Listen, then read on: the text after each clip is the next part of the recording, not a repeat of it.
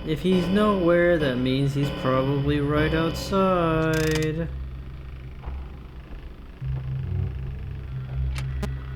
Okay, all this is fine. Ah!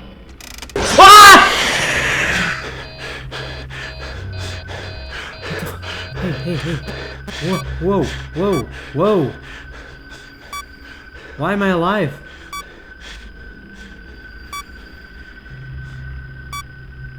Hey.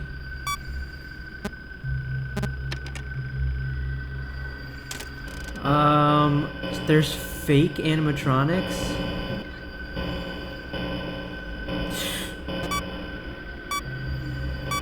Oh.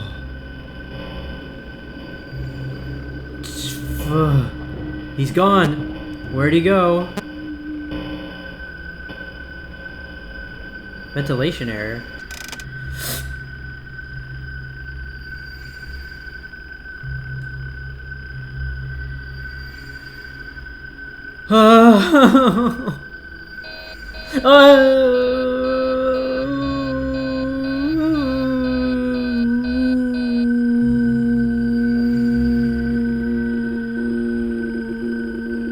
Okay, man. Oh god, oh god, oh god, oh god, oh god. I'm not moving. I can't move. I can't move. I can't move. I don't want to. Oh my god! Oh, I was trying hard not to scream because of my neighbors and they'd be mad at me, but wow. Oh, my heart. My poor heart. Oh man, now I'm Bonnie. Do I get to go march to my death as well? This is new. Are they gonna be new every time? 4 cupcakes. 4 dead cupcakes. Okay. Oh, Freddle. What's going on here? Can I go in here? Can I rip the boards off? Error? Okay. Oh! Night 2 is when the threats enter the game, and they come in 2 forms. The Phantom animatronics, ghostly apparitions that can jump scare you but not kill you, rather triggering a system failure that you have to fix in the maintenance panel. The second threat is more physical, more real. This moldy-looking bunny animatronic that skirts around the attraction and the vents, hunting you down, staring into the cameras. Let's look at our phone call for the night. Hey man, okay, I have some awesome news for you. First of all, we found some vintage audio training cassettes. Dude, these are like prehistoric. I think they were like training tapes for like other employees or something like that. So I thought we could like have them playing like over the speakers as people walk through the attraction. Dude, that makes us feel legit, man. But I have an even better surprise for you. You're not gonna believe this. We found one. A real one. Gotta go, man. Well look, it's in there somewhere. I'm sure you'll see it. Okay, I'll leave you with some of this great audio that I found. Talk to you later, man. We've got some great finds from Phone Guy 2 here, a real animatronic and, more importantly, cassettes of the one and only Phone Guy. Oh, how I've missed you. I remember weeping sobs of sorrow hearing of your fate in FNAF 1, and rejoicing at hearing your voice again in the sequel. And now, long past the prime of the company you staunchly defended, your words will echo among these lonely endoskeletons again, keeping me company as I fight for my life, for the 3rd time. In all seriousness, I love that they added a Phone Guy again. That's awesome. I also love the clear millennial hate in the lines here. Dude, these are like prehistoric. Hello. Welcome to your new career as a performer/entertainer for Freddy Fazbear's Pizza. These tapes will provide you with much-needed information on how to handle/climb into/climb out of mascot costumes. Right now, we have 2 specially designed suits that double as both animatronic and suit. So please pay close attention while learning how to operate these suits, as accidents/injuries/deaths irreparable and grotesque maiming can occur. Welcome back, phone guy. Welcome back. We get a bit of info here that is surprising to say the least. At some point in Fazbear history, the animatronics were not simply animatronics, but wearable costumes as well, and the transition in between seems a bit messy. But this does bring to mind a particular image: Golden Freddy. I was always perplexed why he never moved, and I always assumed that it was because his innards were taken out. But now, given this context, I feel as though his mascot suit was just that, a suit, and the animatronic mode wasn't activated when the suit was last touched, which was when the killer used it, obviously in suit mode. There's also a pretty high likelihood that some accident did actually occur with these suits, given the laundry list of dangers in the last part there, and they were likely quite gruesome. We'll discuss how to operate the mascots when they are in animatronic form. For ease of operation, the animatronics are set to turn and walk towards sound cues. This is an easy and hands-free approach to making sure the animatronics stay where the children are for maximum entertainment / crowd-pleasing value. To change the animatronics to suit mode, insert and turn firmly the hand crank provided by the manufacturer. This adds a whole new dimension to the previous games. If the original 4 plus Golden Freddy are these kind of suit animatronic hybrids, then those sound cues are likely what's drawing them into the security office in the first place. And in terms of that new animatronic Phone Guy 2 was talking about, we can infer that this was indeed one of those hybrid suits, as it also follows sound cues. Looks like the cheap scare of Balloon Boy laughing throughout the attraction probably saved our player character's life. Turning the crank will recoil and compress the animatronic parts around the sides of the suit, providing room to climb inside. Please make sure the spring locks are fastened tight to ensure the animatronic devices remain fixed. We will cover this in more detail in tomorrow's session. Remember to smile, you are the face of Freddy Fazbear's Pieces.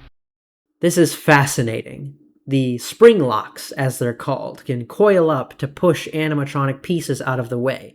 If this is true, these suits have to be pretty dang huge to fit all the machinery, but also storage for the machinery outside of the human body already in the suit.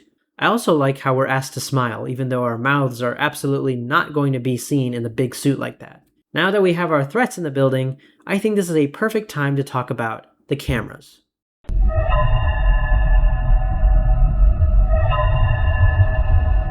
Let's start with the office. The office is very green, like the rest of the game, likely for some scary mood lighting when the attraction is actually up and running. In a box, we see the remnants of the toy animatronics, and other things from the FNAF 2 pizzeria. We also see posters on the wall that don't seem to match any art style from the previous 2 games, so perhaps it's from a different location, like the Unseen Freddys from before FNAF 2. There's drawings of what I believe are the main 5 animatronics: Freddy, Bonnie, Chica, Foxy, and Golden Freddy, with Golden Freddy probably in a state where he is actually active in the role of Fred Bear. We also see a decaying version of Freddy Fazbear, specifically the one seen in FNAF 1. This likely implies the restaurant in FNAF 1 was the last one, or at least the last time the animatronic designs were updated. Camera 1 shows an emergency exit, and the yellow bunny can stare at the camera if he makes it there. Camera 2 is a longer hallway that shows the decrepit form of FNAF 1 Bonnie at the end of it, with posters adorning the walls. It's possible these posters aren't authentic, but rather recreations by the Fazbear Frights team, since they seem to be very out of place, since basically everything else is from the old pizzerias we see in the games. The yellow bunny can also be seen hiding in the shadows behind Bonnie, or entering the room from the right. On rare occasions, the poster of Freddy can change to that of the yellow bunny. This is interesting, as the poster changes in the previous games are usually accompanied by either Golden Freddy or the puppet, neither of which seem to be around right now. What other force could be causing these supernatural changes? Also, from now on, I'll be calling this yellow bunny Springtrap, as I've learned that is his common name among FNAF fans. Camera 3 is a corner cam that shows 2 drawings, one of Balloon Boy and one of the puppet. We'll get back to those drawings later. Other than that, Springtrap can shamble in if he wants. Camera 4 gives us a shot of my favorite animatronic, Foxy, now just a head set up for decoration. On the walls are drawings of Toy Bonnie and what I think is Golden Freddy / Fred Bear. The picture of Toy Bonnie can also change randomly to be a cupcake, or a golden cupcake, This is also the site of one of the Phantom animatronics, Phantom Mangle, who we'll talk about later. Springtrap can hide in the corners of this camera too. Although it was very frustrating in the game, I do like how Springtrap is sneaky and knows where the cameras are, and seemingly uses them to his advantage to hide from the player character. Camera 5 is a long hallway with incredibly moldy walls, and Springtrap can walk through here, kind of unable to actually hide from the camera. There's an arcade machine down the hall as well. Camera 6 shows these arcade machines close up, but there doesn't seem to be any markings on them.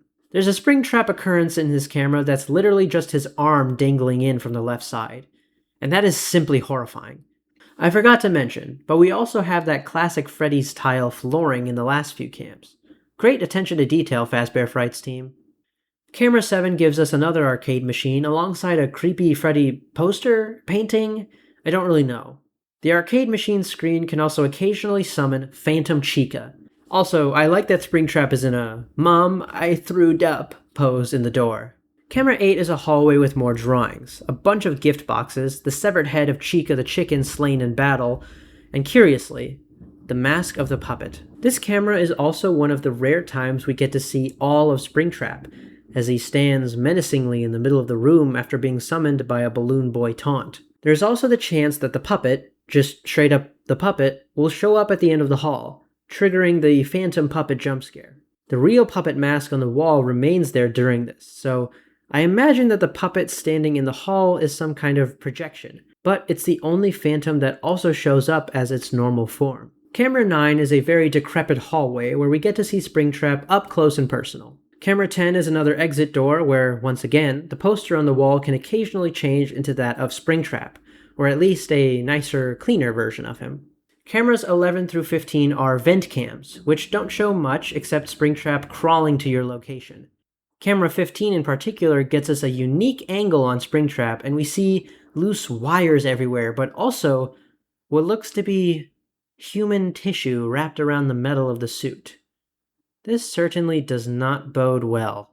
That's all of the cameras and the office covered, and now I want to go right back into the nights. So, on to night 3.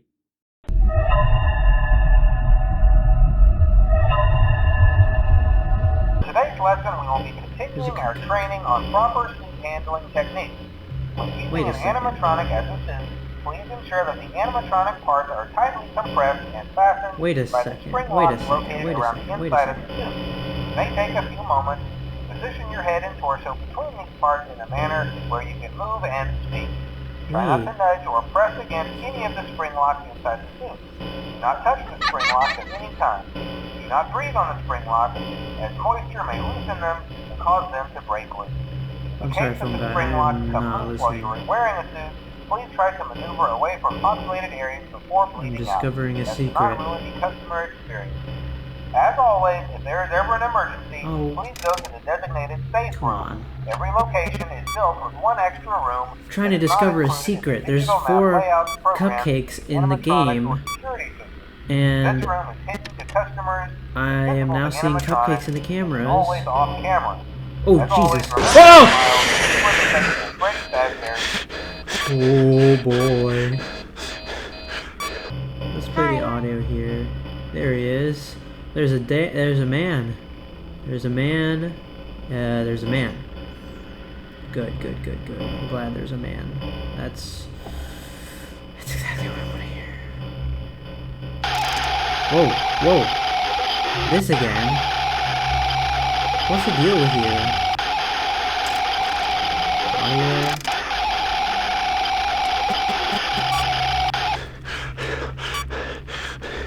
What is going on? There's no ventilation air. Why am I breathing so hard? Oh no. I'm scared. I'm real scared. I want to find this cupcake though. Video error again? How does that keep happening? Fix your cameras, guy. Ooh. Ah! Oh God. Oh Jesus. I'm sorry, neighbors. I'm real sorry. Okay. Now I'm ultra paranoid that the the yellow is gonna show up in my window again. Because let me tell you, that really freaked me out when it happened the first time. Whew.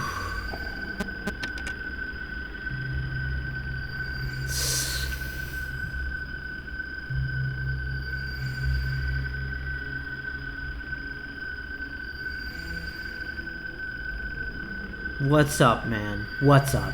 What do you want? You want to go? You're staring me down. It's rude to stare. Now look, I win. Couldn't stop staring. That's what you get. That is what you get. Okay, chica time, eh?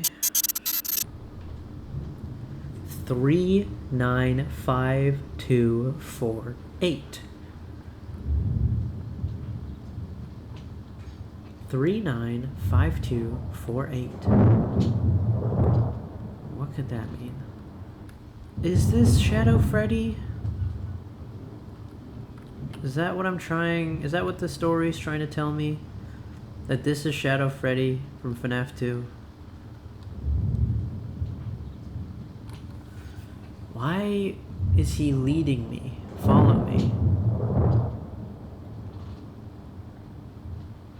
Why? Why would he be... Alright, well... Alright. Come at me, purple. There we go.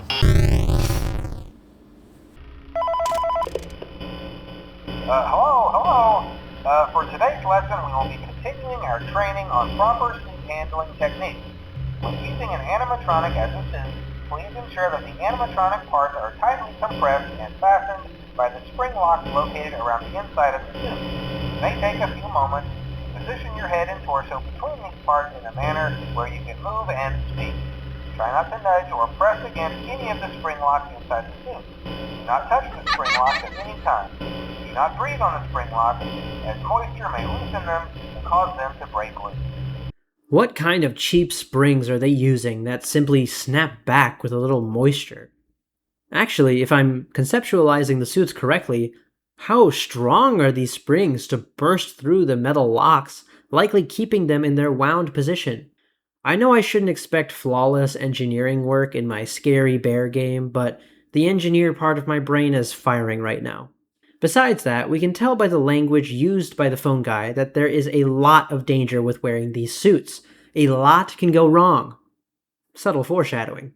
We also know that the fit on these suits is likely pretty tight, as it can be difficult to even orient yourself to speak. These spring locks are finicky and shouldn't be taken lightly as a work hazard. I wonder how many times it has gone awry for the user. In the case that the spring locks come loose while you are wearing a suit, please try to maneuver away from populated areas before bleeding out, as to not ruin the customer experience. Oh, don't you love the taste of good satire? This is obviously a joke, and a return to that dry humor I missed from FNAF 1 that I felt didn't really return as much in FNAF 2. It reminds me of the time when the phone guy said a missing person report will be filed within 90 days of a disappearance. But within the universe of the game, this is deathly serious. There is no help. No way of survival. If the spring locks come loose, you are dead. As always, if there is ever an emergency, please go to the designated safe room. Every location is built with one extra room that is not included in the digital map layouts programmed into the animatronics or security system. This room is hidden to customers, invisible to animatronics, and is always off camera. As always, remember to smile when detecting a great fazbear. This safe room is likely the boarded up room mentioned by Phone Guy 2 in Night 1. The room that nobody can go to. There was probably one in both FNAF games before this, and we just couldn't see it. Why would the safe room be off camera? Who designed it to be that way? Who made that rule? It's very suspicious, and gives me the feeling that somebody high up in the Fazbear chain of command is somehow involved with the crimes committed across the Fazbear lifespan. This is just such a strange thing to implement. Phone call was the only new thing in this night besides the animatronics becoming more aggressive. So, let's roll into Night 4.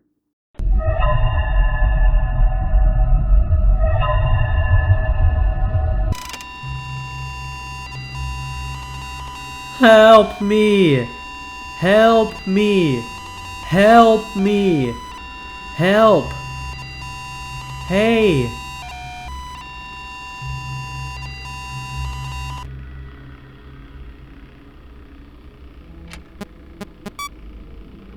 What was that? Whoa, whoa, no! Not again. I swear I saw something in the glass. I swear I saw something in the glass. Oh, what? That wasn't scary at all. Wait, what? Wait, I died from that? That... He just like walked towards me. That was supposed to be the jump scare? Really? That was kind of not scary. When I get a ventilation error, I feel like me in real life is starting to have trouble breathing.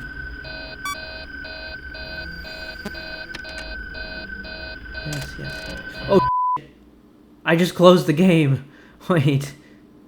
Help! I'm stuck. Okay, I'm back in. I gotta... Okay. Hold on, let me fix the recording.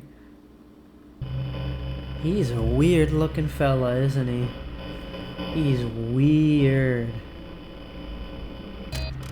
Oh shoot. Dang it.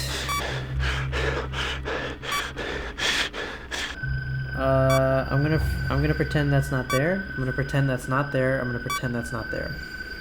I'm gonna pretend that is not there, and it's not gonna...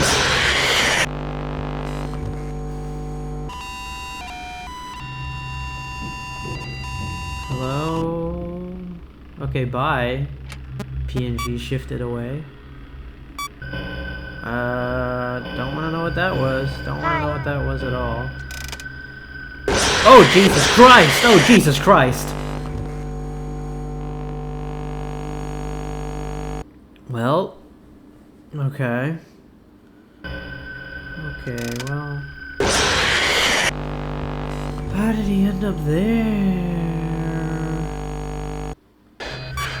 This happened in FNAF 2, where right about... I think it was night 5 for FNAF 2, but right about now for this game, I am not scared. Hello. Hi. Really, man? Really? Oh, and I can't use audio, can I? Well... Alright, well, I saw him.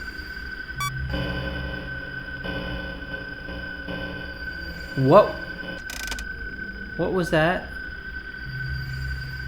What was that? What? What was the point of him running across the room like a toddler?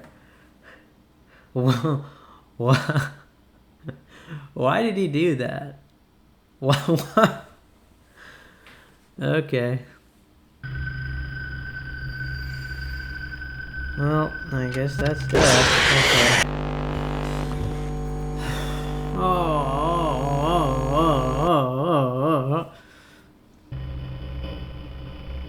Come on.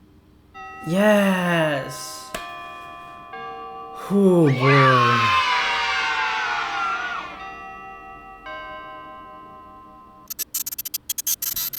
That was not very fun, but whatever.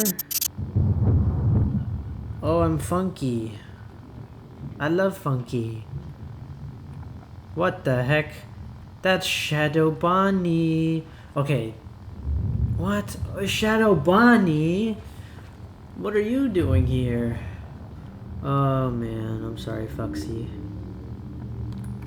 Goodbye.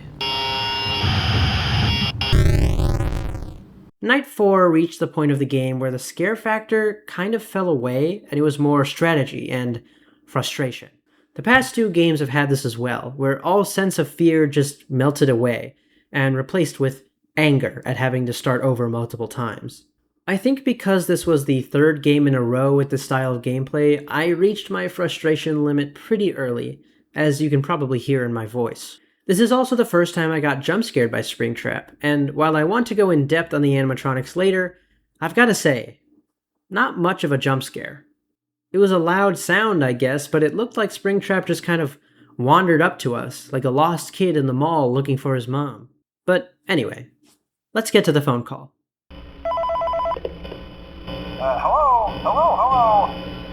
There's been a slight change of company policy concerning use of the suit. Don't. After learning of an unfortunate incident at the sister location involving multiple and simultaneous spring lock failures, the company has deemed the suit temporarily unfit for employees. Well then, the saga of death and despair at the hands of Fazbear Entertainment continues. We also get a glimpse of Fazbear in their heyday, having sister locations and all. If you're unfamiliar, a sister location is another business owned by the same parent company, which means Fazbear had multiple restaurant businesses under their belt. This could be referring to Fredbear's Family Diner, with Freddy Fazbear's Pizza being the main business. Or it could be an entirely different chain we haven't heard of before. But whatever this is, an employee was inside a suit when spring locks failed. I imagine this led to a quite grisly death, especially since Fazbear so quickly banned the use of the suits. If I know Fazbear, they would have swept this under the rug if it was anything but a very public death, and forced its employees to keep using the suits. Safety is top priority at Freddy Fazbear's Pizza, which is why the classic suits are being retired to an appropriate location while being looked at by our technicians. There isn't much to go off of here, but the wording of classic suits is interesting to me. What constitutes a classic? Was it Fredbear who was considered a classic? And where did these animatronics end up?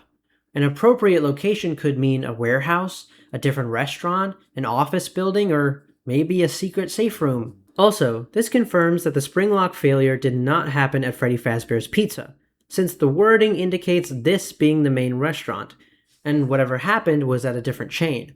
Also, safety is our top priority? I'm sure. Until replacements arrive, you will be expected to wear the temporary costumes provided to you. Keep in mind that they were found on very short notice, so questions about appropriateness/relevance should be deflected. I repeat, the classic suits are not to be touched, activated, or worn. That being said, we are free of liability. Do as you wish. As always, remember to smile. You are the face of Freddy Fazbear's Pizza. So, this is a company-wide mandate, since it seems like even Freddy and the gang are being put away. Does this mean there were versions of Freddy and Co. with spring locks? And if that's the case, where are they? Is it the FNAF 1 and Withered crew, or a whole new set we haven't seen? And it looks like we're importing some kind of off-brand stuff in the meantime. But again, what happened to these old classic suits? How long ago was this tape made? Also, apparently Fazbear has no liability. Employees probably signed an employment contract filled with legal jargon that says we cannot be held liable for death and injury involving our suits or something to that effect. I can feel the phone guy's apathy when saying that last part. I feel it in my heart that he wants to look out for the employees, make sure they're safe, but Fazbear Entertainment is making him be a corporate puppet. Alright, home stretch. Let's go to night 5.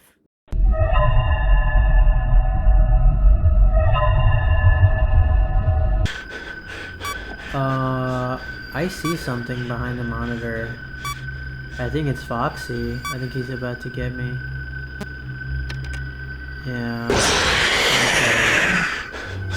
Okay. Yeah. This feels more like bad luck than anything. That was bad. That was real bad.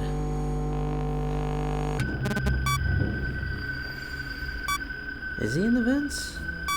I heard some venting. Amogus. Freddy.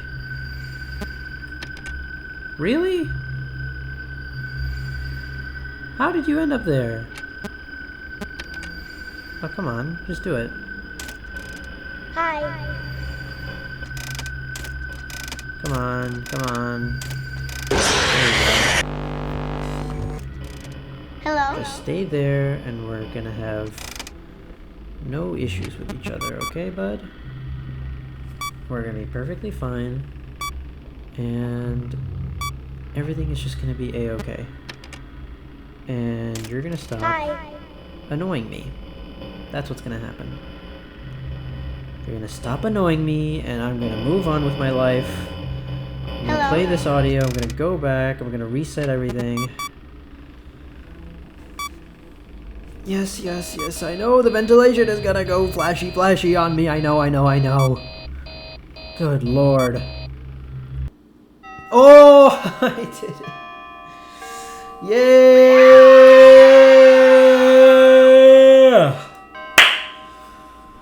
Whew. We're out of animatronics, brother. Oh.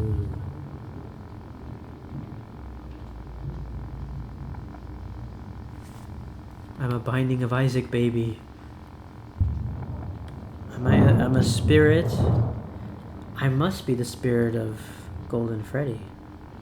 Surely. No purple? No killer?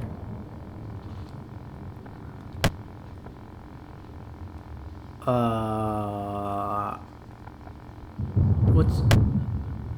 oh, oh,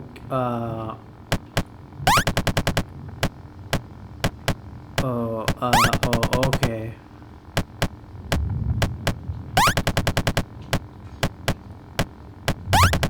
Oh. What? Now he's golden. Holy sh... No. Oh! Oh! Oh! Oh!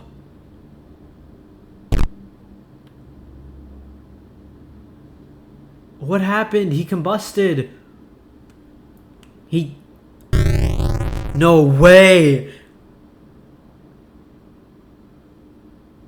Bad ending? He died! Isn't that a good ending? Interesting.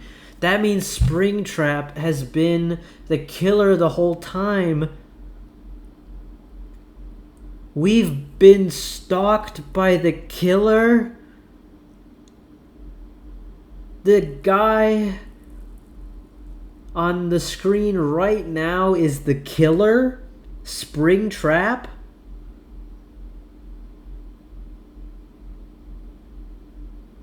And he is haunting a suit? I swear we'll get into all of that later, but yes, the game is complete. Or at least, the bad ending of the game is complete. Let's hop into that phone call. Hello? This is just a reminder of company policy concerning the safe room. The safe room is reserved for equipment and or other property not being currently used and as a backup safety location for employees only. It is not a break room. It should not be considered a place for employees to hide and or congregate. This implies that employees are using the safe rooms incorrectly, but why and who? It's also pretty well implied here that these safe rooms are the most likely candidate for the appropriate location mentioned in yesterday's phone call, where they are keeping the classic spring-lock suits. And under no circumstance should a customer ever be taken into this room and out of the main show area. Hello? Management has also been made aware that the Spring Bonnie animatronic has been noticeably moved. Let's remind employees this costume is not safe to wear under any circumstances. Thank you, and remember to smile. You are the face of Freddy Fazbear's Pizza. Uh-oh. We have our culprit. The person that is the cause of this announcement is our killer, since he's the one seen wearing the yellow rabbit suit. Or should I say, Spring Bonnie. It's curious that the phone guy mentions the fact that the Spring Bonnie suit is not safe under any circumstances. This is contradictory to what he said earlier, that Fazbear has no liability, so do whatever you want. Because of this contradiction, I think it's very likely that the Springlock failure happened with the Spring Bonnie suit. Perhaps the Spring Bonnie suit was the mascot of the sister location, Spring Bonnie's Pizzeria or something like that. It's also implied that the customers have been seen in and around the safe rooms for one reason or another. Could this be our killer luring kids into the safe room? I'm not sure, but it seems likely. Okay, I've ignored this for long enough. Let's talk about the Follow Me minigames.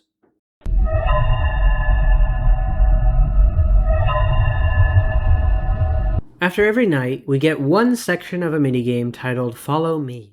In this minigame, I believe we are exploring the Five Nights at Freddy's 1 location, because of its similarities in map structure, as well as the presence of Pirate's Cove. The kitchen seems to be boarded up or something, and the whole place is clearly abandoned, with leaky ceilings and rats infesting the place. It seems like the animatronics were left here to rot alongside the building after bankruptcy, and for some reason, our killer has returned to the scene of the crime. What seems to be Shadow Freddy leads each animatronic through the pizzeria, demanding them to follow me. While trying to enter the final room, the animatronics cannot, and the killer jumps out to dismantle the robots. I believe this room to be the safe rooms talked about in the phone guy tapes, as the animatronics are clearly blind to this room, as they were designed to be. But what is the Shadow Freddy entity, and why is it leading us to the animatronic's demise? In my earlier videos, I theorized that Shadow Freddy was meant to embody the physical trauma felt by the victims of the killer. So, maybe this entity is trying to help the animatronics in their quest for revenge by leading them to the killer so they can attack him. Or maybe this Shadow Freddy is a more malevolent creature, intentionally leading these poor souls to even more physical trauma. I truly don't know, but I think either interpretation works with my previous theory, which I personally like a lot. On the fifth night, we are not playing as one of the core 4 animatronics, nor are we summoned by the Shadow Freddy. We're a spirit, free from animatronic shackles. Without the suit, we are able to enter the safe room, and our killer is scared beyond belief. Our 4 peers block the exit, and we chase the killer around the safe room. I think this spirit that we play as is the one of Golden Freddy, or Fredbear. But that begs the question, what happened to the Fredbear suit? Did the killer dismantle that elsewhere, or was it scrapped by Fazbear, releasing this soul? Why isn't the physical Golden Freddy suit in the building like it was in FNAF 1?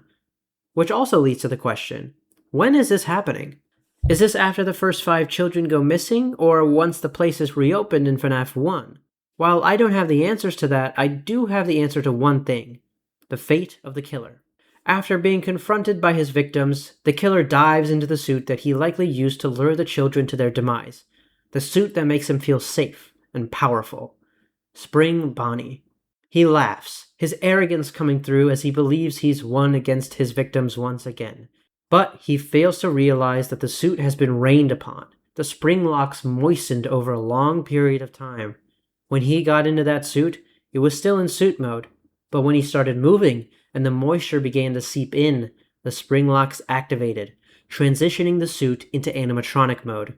The metal skeleton shot into the killer, piercing him until he fell to the floor, bleeding.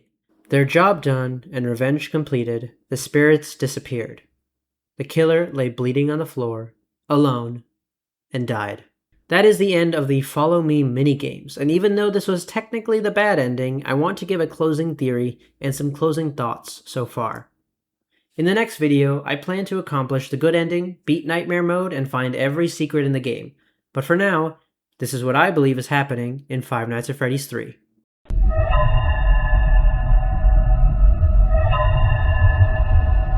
From my recap earlier, I mentioned that Fazbear Entertainment went bankrupt, and the restaurant that we play in during FNAF 1 is the final Freddy Fazbear's Pizza.